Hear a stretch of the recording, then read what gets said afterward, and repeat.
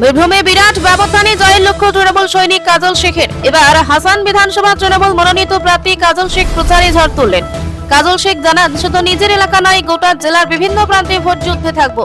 প্রার্থী ঘোষণা হতেই বীরভূমে তৃণমূল যেন একজোট হয়ে কোমর বেঁধে নেমেছেন। কোনো শিবিরে ভাগাভাগি নয়, কোনো দ্বন্দ্ব নয়। 21 নির্বাচনে যেমন কোর কমিটির নেতৃত্বে লড়াই হয়েছিল, 26-এ একইভাবে লড়াইয়ে নামতে চলেছে জেলার কোর কমিটি। এমনটাই বার্তা দিলেন বীরভূম জেলা পরিষদের সভাপতি কাজল শেখ। মঙ্গলবার দলের পক্ষ থেকে প্রার্থী ঘোষণা হতেই হাসান বিধানসভা প্রচার ও ঝড় তুললেন কাজল শেখ।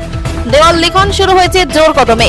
কর্মী সমর্থকেরা বার্তা দিচ্ছেন, আমরা একজোট, বরং বিধানসভা নির্বাচনকে সামনে রেখেই প্রতিযোগিতায় নামতে চাইছেন সকলেই। প্রত্যেকটি বিধানসভাতেই জয় নিশ্চিত করছেন কাজল শেখ। শুধু ব্যবধান কত হবে, বুথভিত্তিক অঙ্ক কষা শুরু হয়েছে ব্লক সভাপতি ও দলীয় কর্মী সমর্থকদের মধ্যে। আগে যেটি হয়ে এসেছে, কারো নেতৃত্বে, কারো প্রাধান্যে কার্যকলাপ পরিচালনা।